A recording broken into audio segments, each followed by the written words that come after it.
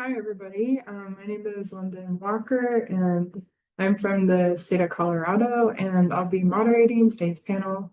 We're going to be talking about state strategies for accessibility. And I just want to clarify, we're not going to be talking about data sharing or that type of accessibility. This is focusing on strategies for making content usable for all people, including those with disabilities. Our panelists here today are going to share their progress, wins, and strategies for making their content accessible. When you registered for this panel, you had an option to submit a question, and questions will either be answered at the end of the panel or will be sent out in a document where we have answered the questions. Some of the questions were grouped together.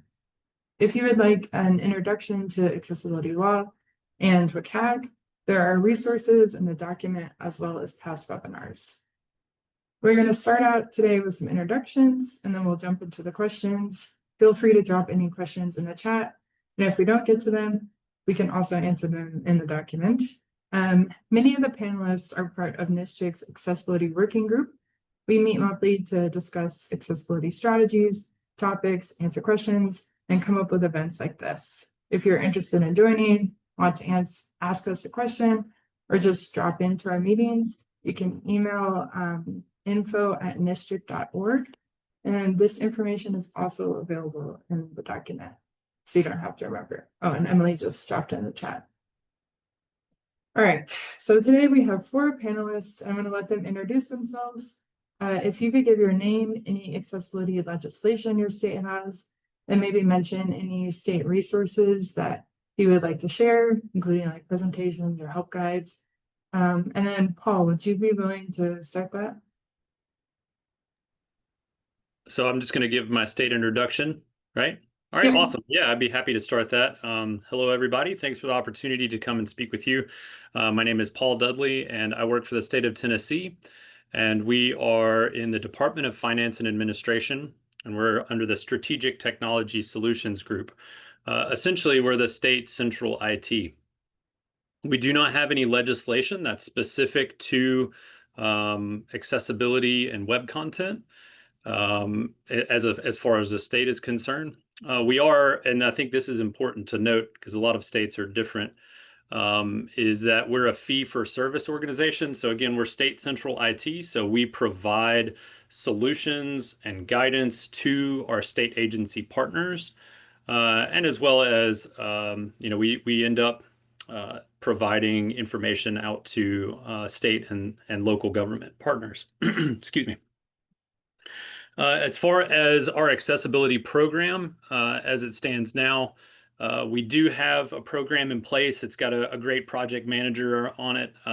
We're tracking a lot of the accessibility remediation that's ongoing now, given the April 2026 deadline. We have, again, we support state agencies. So each state agency has an accessibility champion.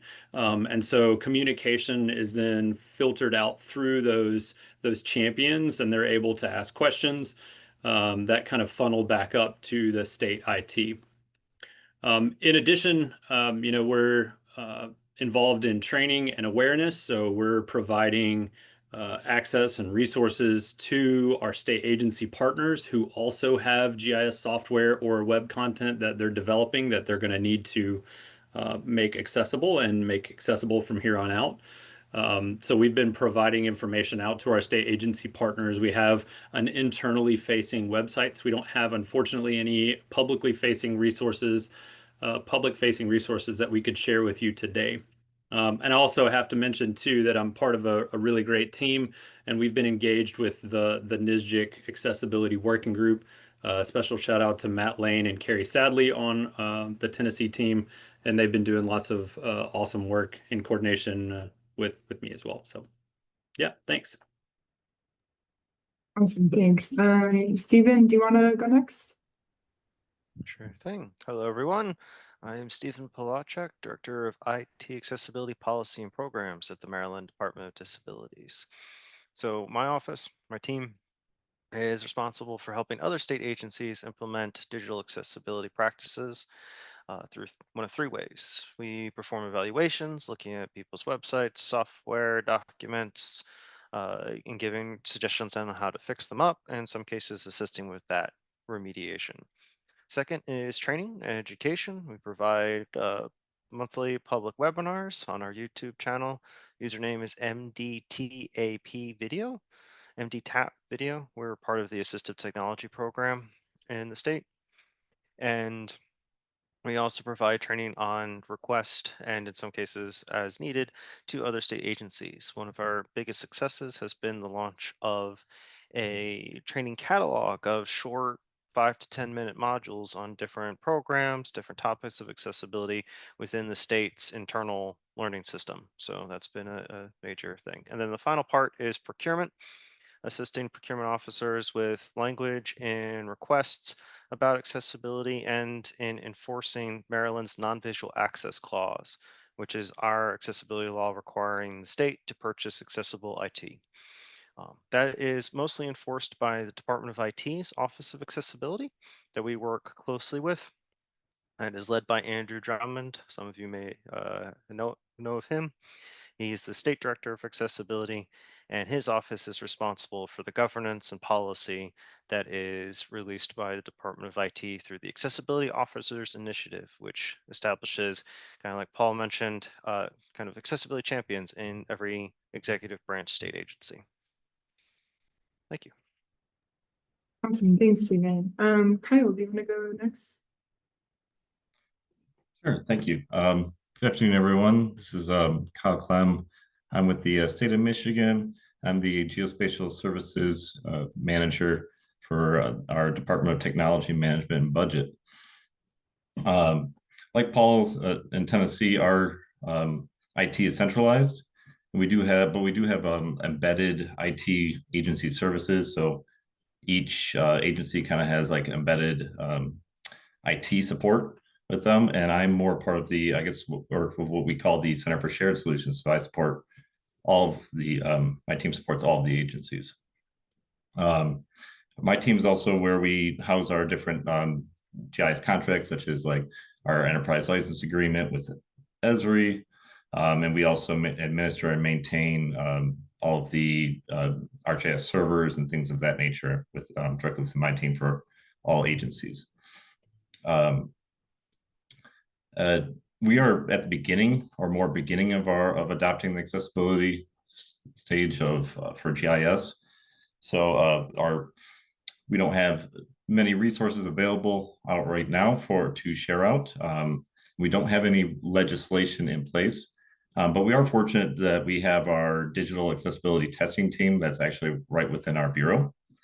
So we've been partnering with them to come up with solutions and work with the agencies to provide some directive there. Thank you. Awesome, thanks. And then Jason. Hey everybody, welcome and thanks for your interest in this topic. I'm Jason Ewert. I work for Minnesota IT at the Pollution Control Agency, so I'm embedded within an agency. PCA would do things like DNR or DEQ in different states, so permits, landfills, recycling, proactive, pollution abatement projects and things like that. So it's been really fun. I've done that for a long time. My primary focus these days is web maps and web applications, working with accessibility. Here at the state of Minnesota, we have an Office of Accessibility. They work with our centralized IT, and then at every agency group of IT groups, there is usually a lead accessibility person who does testing for all the public apps and things that we roll out. We have quite a bit of public interface for public comment periods, new projects, new rule creation, water quality monitoring, volunteer water quality monitoring, all those things. So we have a big public footprint. We are using ArcGIS Online. We are using custom apps. We have a whole team of Angular developers.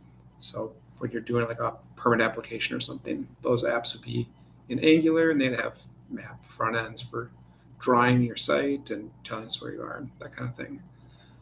So yeah, it's been great. Working in web accessibility is amazing.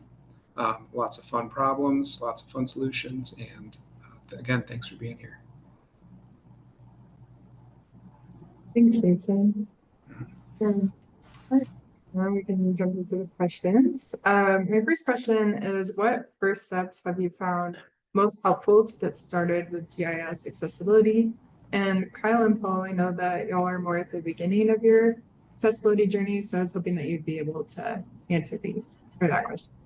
Sure, thank you, London. Yeah, so as London mentioned, we are at the beginning of our accessibility journey. And what we found that's made us most successful so far is those partnerships that I touched on in my introduction with the digital accessibility testing team. We've also partnered with our business partners through Esri. So we have an advantage program, state of Michigan, and we've spun up an activity with them to help guide us through this as well, with a few deliverables out that we'll be looking forward to getting out of that, including like a guideline book to give, or guideline sheet to give out to our various agencies, and they're kind of like their champions. And that we've as part of that, we've also formed a focus group or a working group to help provide direction to our content creators, and kind of do a train the trainer approach, which we believe is going to be very successful.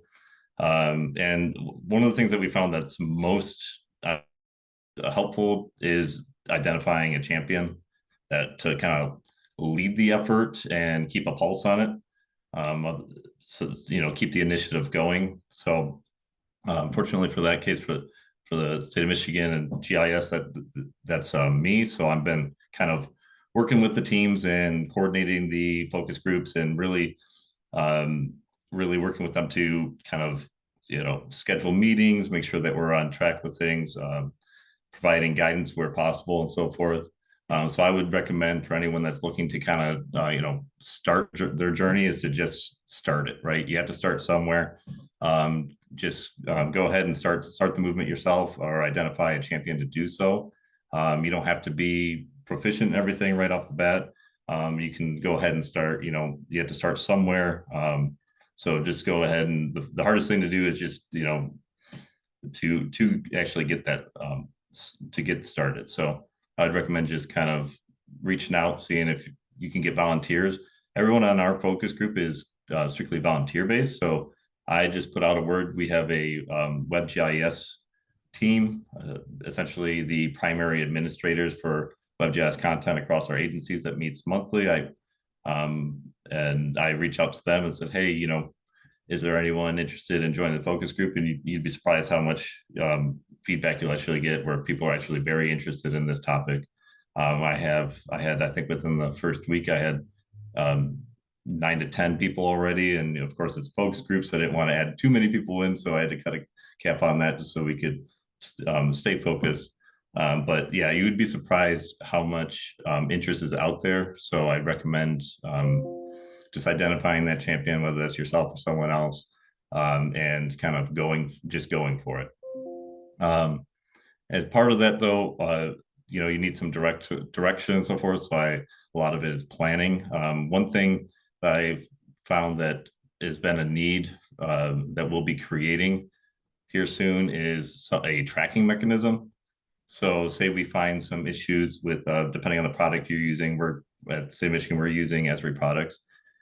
Say a lot of these are like SaaS products, right? Or COTS products, where they, you are limited on what you can change, right? So we're going to create a tracking mechanism, essentially, that for people that once they submit once they have run into an issue, that they can, they can submit a bug to, say, Esri or something like that, but having a form or some way to track what's been submitted across your various agencies or departments. So you kind of have that centralized location, so you can see kind of where some of the commonalities that are found between that. So that's something we're hoping to roll out. That's something that I've found when kind of just talking with our agencies and reaching out to them, seeing what their needs are, that has been seems to be something that would be, very beneficial. So I guess in summary, I would say, really identifying that champion, getting a focus group together, getting some sort of documentation or form to like track some of your issues is going to be beneficial. And then just getting started, just get your feet wet, go ahead and dive right in.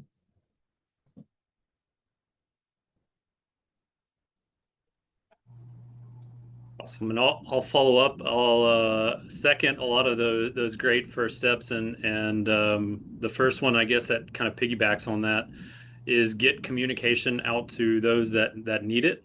There are a lot of folks in state agency government as well as local government too that maybe weren't aware of the April 2026 deadline, and so getting that communication out to folks on what they need to do to make sure that they're going to get all of their public content up to the WCAG guidelines. The first steps, I guess, that I would mention are learn from the organizations that have mature accessibility programs, and two folks that come to mind, or two states come to mind, Minnesota and Colorado. Obviously, y'all have mature programs, and it's been amazing and to see and kind of learn from their programs, what they have in place, and it's really helped us a lot. So there's a lot of resources out there. So thanks to Minnesota and Colorado specifically. I would say get engaged with your overall organization effort, if that makes sense, right? We're talking specifically about GIS accessibility here, but obviously, and it's going to be different in every organization, but the state of Tennessee has an overall accessibility effort. And so they have resources and connections and even potential funding. That's kind of a recent win for us, is getting a little bit of funding to help us in our remediation efforts. And last but not least, one of the first steps is evaluating your content. So making sure you're going through and seeing what content you actually have shared out to the public. So that way you have you're understanding what you need to do to complete any remediation. And then that better helps your plan and hours estimation, all that kind of stuff. This is Jason at Minnesota IT. I would add to that too, if you could develop some boilerplate language around WCAG 2.1 requirements for RFPs and for project requirements. That's something that we include in our projects. We essentially work as contractors for our agencies. And having the reference to WCAG 2.1 spells out a lot of those requirements, and having some kind of boilerplate allows you to just say, hey, we're doing this, put it in the project, every project. It creates some accountability. It presents a list of challenges to the developers, and it's been very helpful.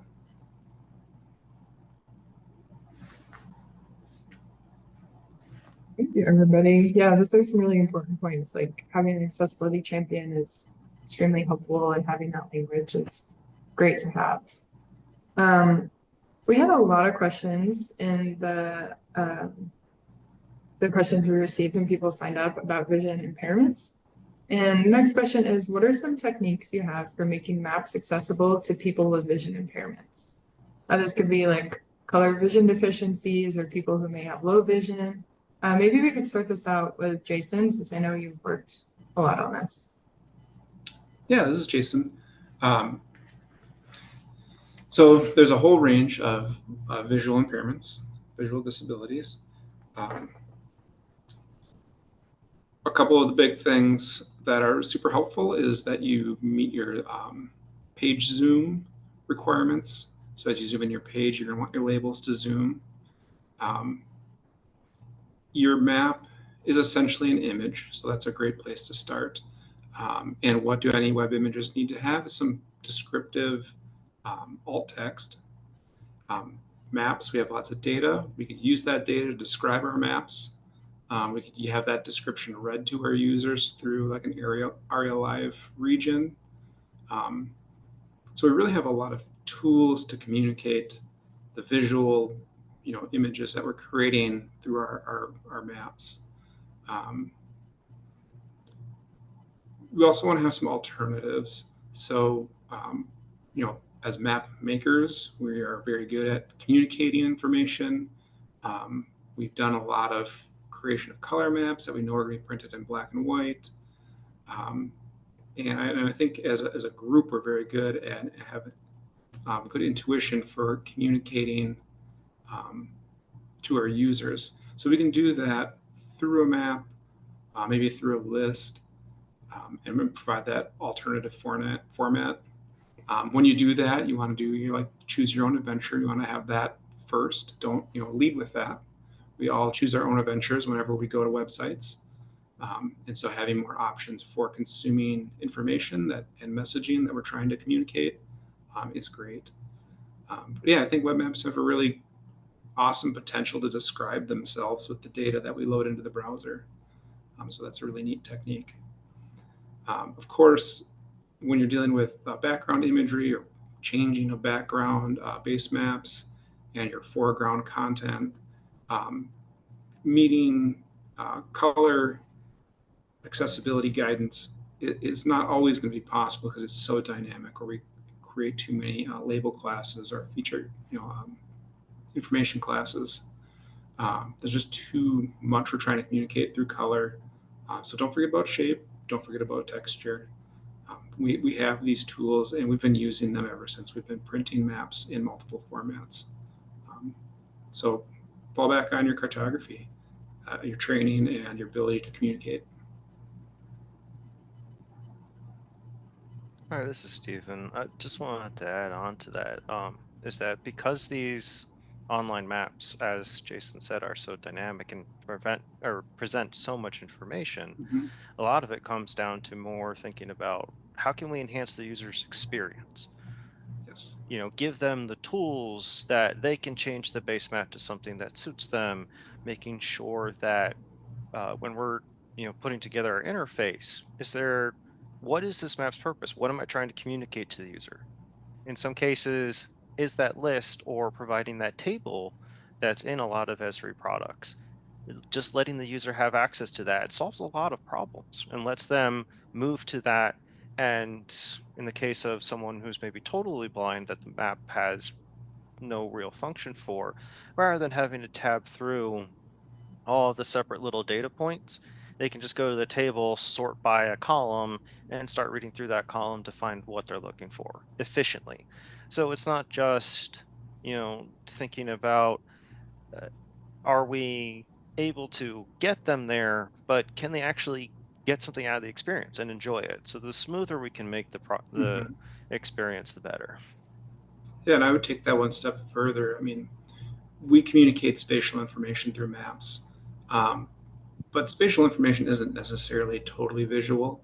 You have what's near me, what's next to me, what is the scale of this area that is affected by my topic, um, those kinds of things. Are we looking at 3 states or 2 counties or one particular city? That all provides spatial context to the consumer of your content, and those sort of things can easily be read. Yeah, that simple search function that just picks the closest thing in proximity. Done. Mm-hmm. And I'd like to add, for those that didn't notice, Jackie put the Google Docs in chat with our frequent they ask questions, and in there you'll see that we added some tool websites as well that are pretty good resources for checking, especially for color deficiency. I know I've personally used like Color Brewer. Looks like they have a second one out there now, all throughout grad school and in my professional life as well. So recommend checking out some of those tools if you haven't. There are tools out there that are there to help support you along this journey as well. So Yeah, thanks, Kyle. I think that leads great into our next question. What are some of your favorite accessibility tools and resources that you've come across? And maybe we could start with Jason again. Yeah, sure. I have a canned answer for this because I have strong opinions. So, for accessibility testing, I think the first thing you want to do is make sure your content is functional. Does it do the thing I want it to do? And then follow that up with, is it technically correct? So I'd say my favorite tools are the tab key, and I use NVDA as a screen reader just to listen to the flow and the content and the confusion that maybe my workflows might be causing.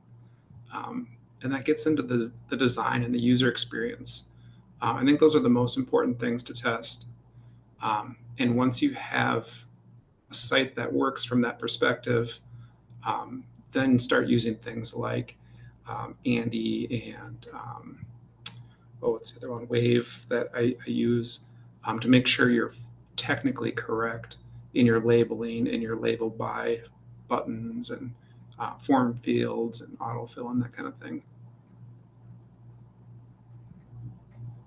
I would definitely second the keyboard.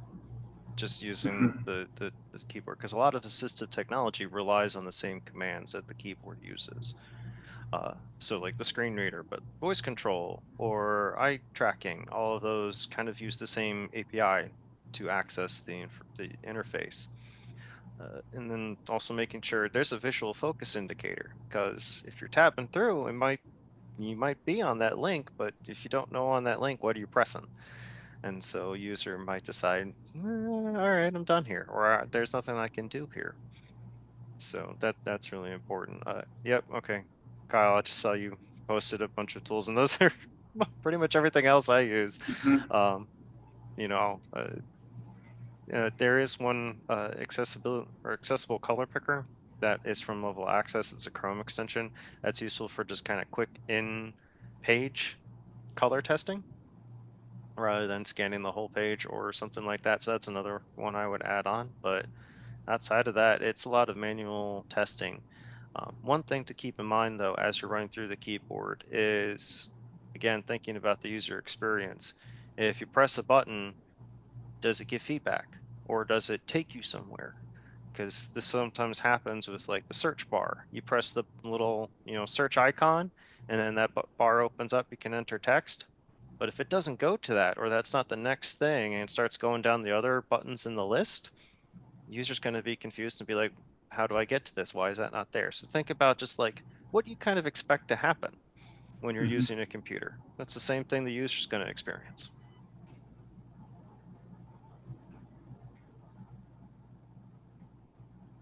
I think those, Nothing to add on my side. That's all the tools that we use as well.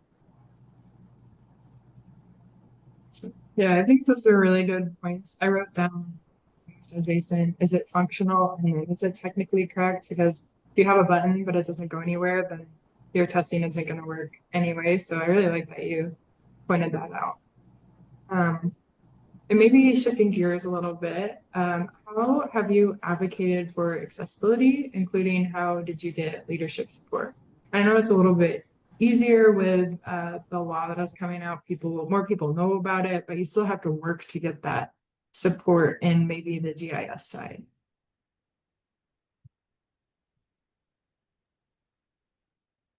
I can start here. And as far, just wanted to reiterate too, is kind of where we are as far as GIS accessibility is we're still in that kind of evaluation phase. We've started, but there's still a lot of work to do. And that larger state IT organization is obviously aware of that. So we haven't had to do a whole bunch of advocating for tools or things like that.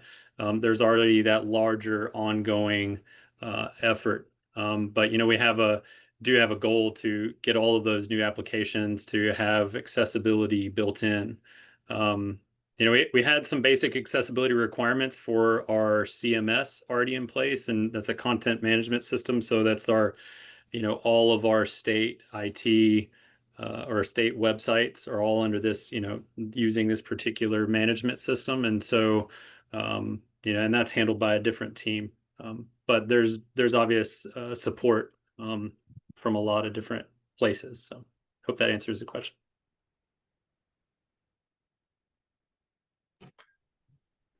I'll chime in after Paul here. I'll say that so where we got a lot of our kind of support was from our leadership on this one. So as many of you may be aware, and some of you may not, the federal compliance deadline for WCAG 2.1 AA, once that was put out for, I believe that was April 24th this next year, we were really able to gain a lot of traction with leadership and, receive their support. And of course, with leadership support, we were able to ramp up our digital accessibility testing teams resources and make I guess that paywall that used to be there for a lot of our agencies mitigated for some time. So that's been really helpful in getting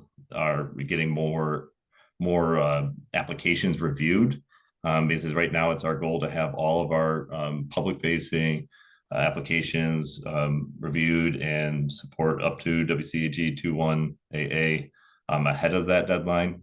Of course, internal applications are also being targeted, reviewed, but that's something that we're taking it in steps, right? So we're tackling it public applications first, and then going through our internal as well. And getting that support from leadership has been great.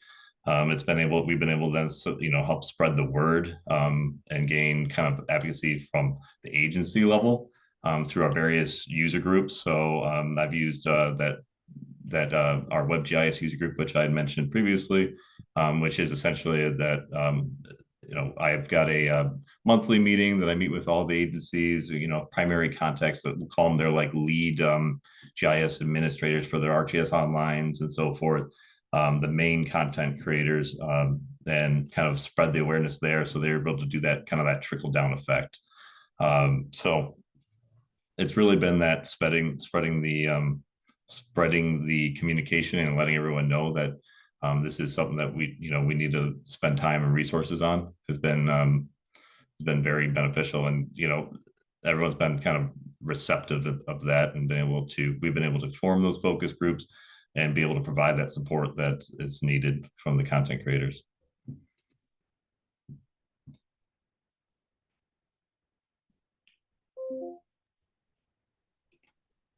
Does anybody else have any thoughts on this, or are you ready to go to the next question?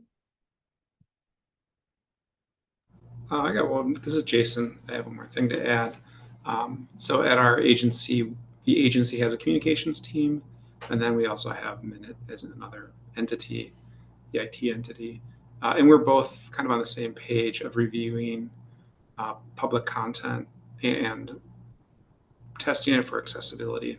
So they're looking at our images that staff are generating, PDFs that staff are generating, coming back with color contrast issues, text issues, and those kinds of things.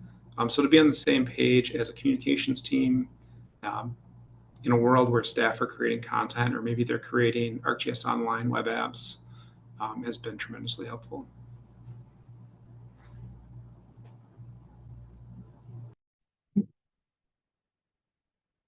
Kind of going along with that, and Stephen, I know you're more on the accessibility side than the GIS side, so hoping you could help answer this one. But how is accessibility training and implementation done within your program? Is everybody being trained, or do you have like a champion that's trained and does most of the accessibility work? So for Maryland, kind of what happened was the GIS office actually reached out to us a few years ago, back during COVID, during the pandemic, because that was kind of the kickoff for, oh, we need accessible maps, because that's how we're showing all this information about this very time critical thing. And after that, that led into training for the GIS team at that time, development of an internal standards document that was then disseminated to other GIS offices throughout the state. So the main GIS office in the state level kind of sent it out to the local and county GIS offices.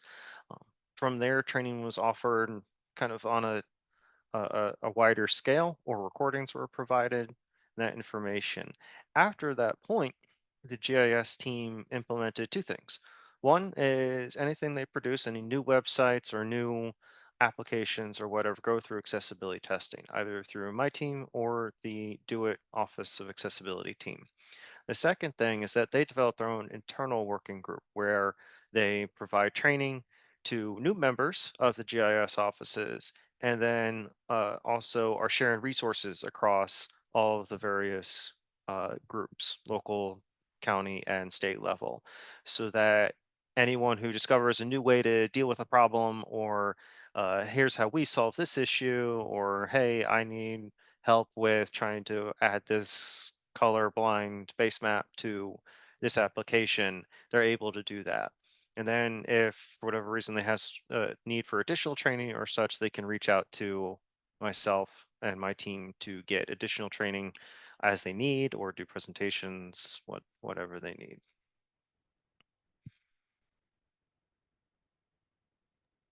That's really cool. Thank you. Mhm. Yeah, maybe a good idea for some of the GIS people is maybe you have to take the first step and reach out to your accessibility team if they haven't come to you yet. Yeah, I mean, that's the thing with accessibility too, as Kyle and Paul and Jason already mentioned, of, start somewhere.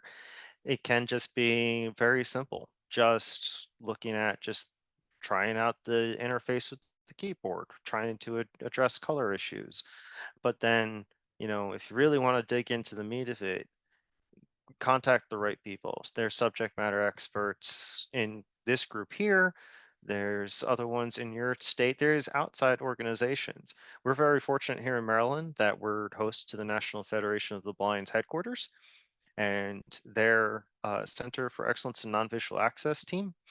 And we have a direct partnership with them. So in some cases, if I'm having trouble figuring out the solution to making this map non-visually accessible, I can reach out to them. They're the experts in, low vision and blindness. They can tell me, oh no, just do this.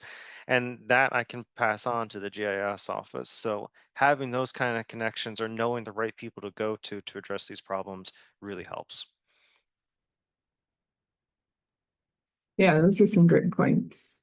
Does anybody else have any thoughts on this topic or anything to add? Yeah, I can chime in on this. So, as I mentioned previously, that we went with the I guess our Advantage program approach with Esri. So right now we are working with them, and we'll be doing kind of that the trainer methodology, what that focus group I had previously mentioned as well. And alongside with Esri, we have that digital accessibility team that's going to be participating with Esri and joining those. Not only we'll kind of have a meeting of all the minds, if you will, on that. So our agency admins, as well as our state resource for digital accessibility, and Esri, the product creator. So we'll have meeting of minds there. We'll be able to, and my hope is to have the focus group get kind of become more and more familiar with accessibility. Of course, it doesn't happen overnight, but then be able to provide more, training kind of to their content creators, right? So kind of that train the trainer methodology I had mentioned. And some things that I've been entertaining as well is creating a kind of like a group email with that focus group, for example, right? So once they're established, perhaps we can do have a kind of more of a hotline where if you need help and you're one of our agencies needs help and they don't know who to really contact, we can kind of have that instead of having that one person that's they reach out to all the time. They can reach out to a collective that can help provide responses. So that's been something that we're looking at. We're also having Esri as part of that activity. Is we're going to have them present at one of our state agency user group meetings. So it's GIS user group meetings, I should say. So that way that gets a larger audience. As part of that communication that we've been really mentioning is very important, is spreading that communication and awareness, really. And they'll be presenting to that larger collective and being able to give these, the content creators a chance to ask questions and, see the different resources that are available out there. So I'd certainly recommend, if you've got a way to communicate, if you're agency or your organization has a way to has like a user group meeting or something like that, or some larger way to kind of announce that, hey, here's some resources, we're here to help, that type of thing, it goes a long ways.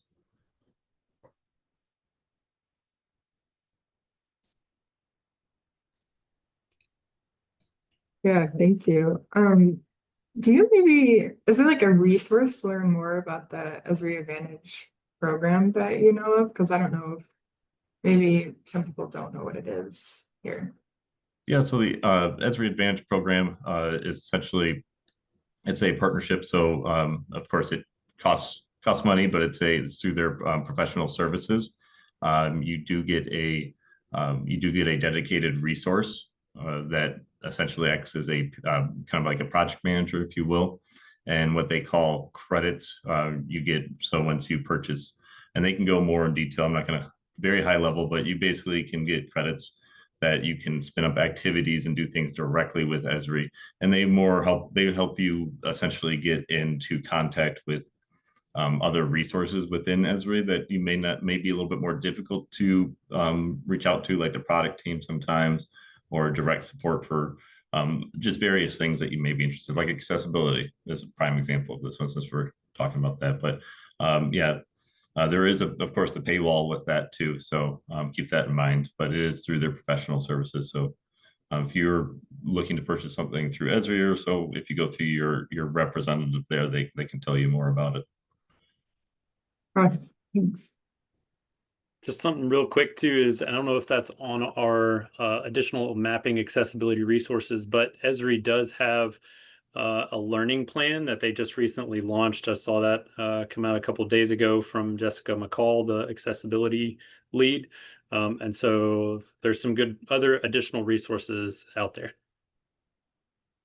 as far as training. Yeah, that's a great point. I think that's on the NSGIC accessibility website.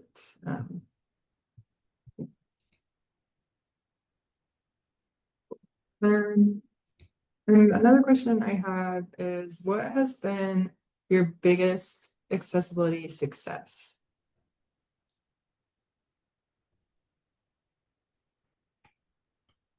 I can start out. I guess I've got a couple. Because it'd be hard to just pick one. I guess biggest, and again, we're in that evaluation beginning stage. Getting some internal funding for the effort really helped, because I know, when the federal rule came out, there's not any funding or grants attached to that. And it's obviously, as a state that has not had a well-established accessibility program, we're going to have to do quite a bit of remediation, which means hours and time and all that kind of stuff. So getting some funding was a success, I would say. And then evaluating all of that public content was a really good, and it still is an ongoing house cleaning opportunity. So anytime you've got those maps that maybe you tried to build like 4 different times, so you have 4 different applications out there, they're all shared publicly. It's a good time to turn off some of those mapping applications. And I guess one last thing on the communication, I know that's been kind of a key to all this, but presentations to some of those state agency GIS organizations. We had a great presentation with our Geographic Information Council, TNGIC, had great turnout, and we're going to give another one here in another month to kind of let everybody know, state agencies, local governments, and even the contractors for those entities.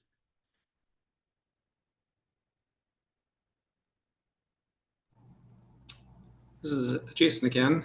I'd like to say our biggest success is something that I did. But I honestly believe our biggest success is having a person dedicated to doing accessibility testing. And they get requirements on sprints for running the tests. We have dedicated time for responding to the things that are found. And it's become standard on all of our projects that are released through our software development life cycle. So having that line item and that full-time staff with the knowledge and experience with our content ensures that everything we put out there to the best of our ability, is going to meet the WCAG 2.1 standards. So that check and that balance and that investment in experiences.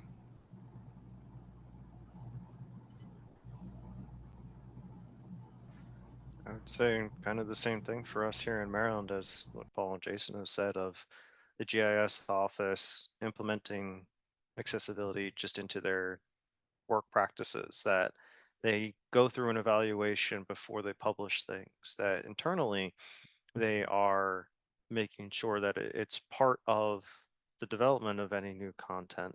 So even before it reaches the accessibility experts, they've already taken care of some of the basic problems, and that this information is going out across the state.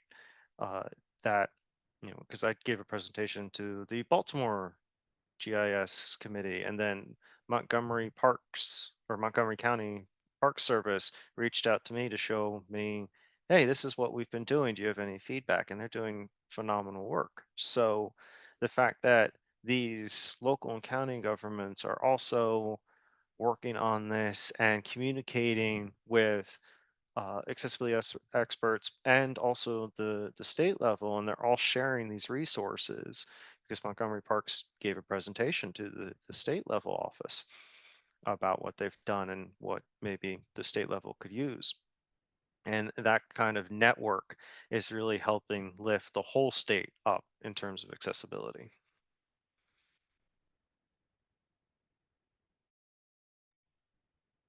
Yeah, thanks for sharing all that. I think, yeah, definitely it helps you like really go through your content and see what is good or needs to be discontinued. Like there's some places that have like 200 web apps and are now going through that. I'm like, maybe that's good to pare it down.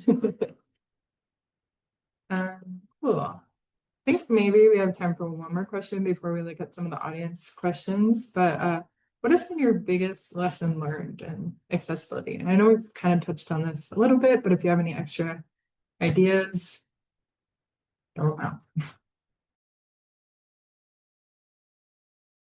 From somebody beginning, it's easy to get overwhelmed. Especially if you have 200 plus web apps that are shared publicly, like I do. So one bite at a time, I guess, just trying to remember. Yeah, and you got to get started somewhere, like Kyle mentioned. So. Yeah, I'd say that, the biggest lesson learned is to just get started. Like Paul just said, like, is I'd maybe identify that champion or be that champion yourself if if need be. Just go ahead and start coordinating it, start getting that focus group, and that's been the biggest lesson learned. Really, is to just hit the ground running. Even if I've started and I don't make many web applications or anything myself, but that's what you have as subject matter experts for, right? They come in and they can help support you. So even if you're not the one out there creating the application such, but you can help support them by being that champion and coordinating the meetings, getting the people together. Let's talk about this. Let's spread the awareness. So yeah, that's been my biggest lesson learned, is kind of getting this ball rolling.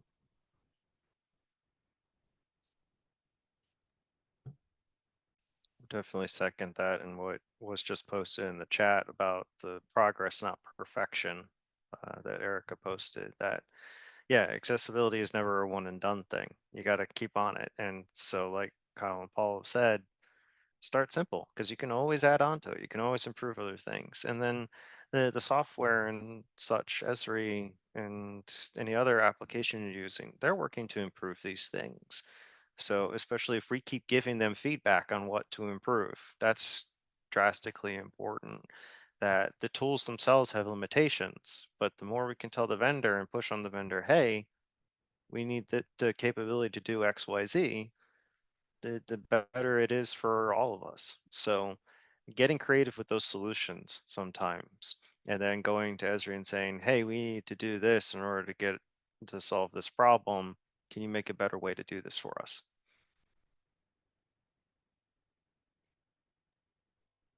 Yeah, this. Oh, sorry, Jason. Oh, this is Jason. I would add, as a developer, we have a lot of frameworks and libraries and things that help us make maps online. But to create problems for solutions that are entirely new is something challenging and exciting to work on and fun to attempt to solve. For example, we hide a lot of our content in mouse clicks on the map. That's kind of where the meat of it lives. Yet there is no real framework that's going to give you keyboard access to mouse clicks and return content. And so we've gone through several iterations of what that could possibly look like. Google kind of has their solution for Google Maps too, and you can learn from them, learning from the work that Jessica McCall and everyone at Esri's done with some of their blog posts. It's really fun work to do. So don't worry, you're going to get it wrong, you're going to get some things right, and you're going to learn a lot. Thanks, Steve. I think we have time for a few audience questions, and if we don't get to all of them, then we can answer them in that document. And Jackie posted the document. It has FAQs and like the training materials that we've posted or that Esri has. And Jackie, I don't know if you could send it again. That would be helpful to have it. And also be sent out after with the recording after this presentation. But one of the questions is, based on the commercial off-the-shelf solutions with Esri and web apps, what are the key considerations that folks need to think about and adjust in order to align with WCAG? And what can we do that might require little coding or customization? This is Jason. That might be in a spot to answer this. So we work with ESRI's Experience Builder in ArcGIS Online. It's basically, I describe it as a block editor, and it has special blocks that do special things for making maps. One of the things you can do is work on the flow of your application and having proper titles for each section, whether it's nav sections or an about content or the map itself. Putting that in order that makes sense. And even on the screen where it lists each piece of content in your layout, make sure it lists in tab order. It'll put all the content in tab order. And rather than jump around from block to block, it'll jump in a logical manner. It's not going to meet all of the requirements of WCAG 2.1, but you're going to make it a lot more useful for a lot more people.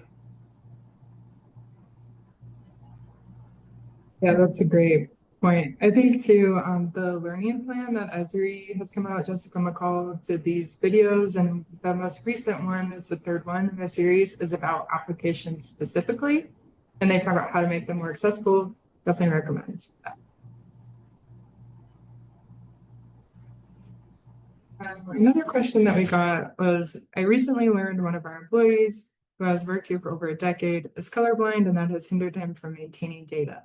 Any thoughts about accessibility in terms of GIS workflows rather than map products? That's a good question. I've never thought about that.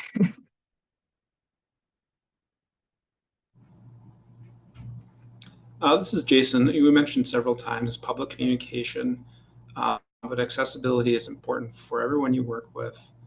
There are a lot of disabilities that you're not going to see or know.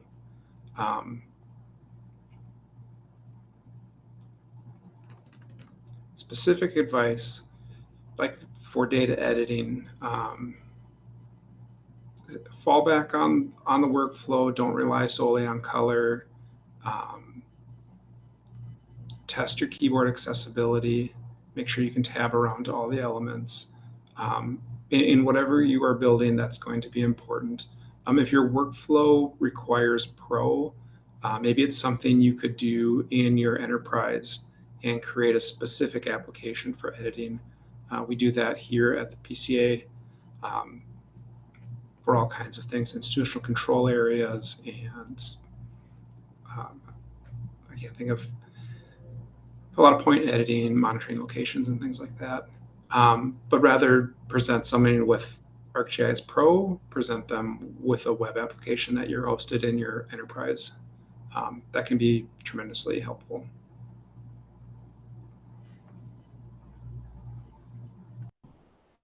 Yeah, I would echo what Jason just said. And, a lot of this has been talking about, I mentioned, talking about like public applications, but it's also very important to get your internal applications up, up to this WCAG 2.1 AA or further, right? And I would certainly recommend for utilizing that like color brewer to get that color, and I think Jason, you mentioned this earlier too, is utilize symbology too, right? Where you can't show the difference because you're limited on how many colors you have. Utilize the symbology. Make sure that symbology is very distinct too. It's not that, you don't have something that looks too similar to another symbology, so that user or that staff incidentally mistakes the two and is, editing one item instead of the other. So really just kind of making sure that you provide a clear distinction between your different data sources or your data types for all users is important. Yeah, thanks, Kyle. I think we are about out of time, so we can answer any questions that weren't answered, or at least look at them. Really appreciate the panelists' time today and all of your insights. It was really awesome to hear all of this and really appreciate it. And the presentation or the recording and the resources will be sent out following the meeting. So if you have any other questions, feel free to get in contact with us. But thanks for joining us today. Thank you, everyone. Thank you. Yeah, thank you.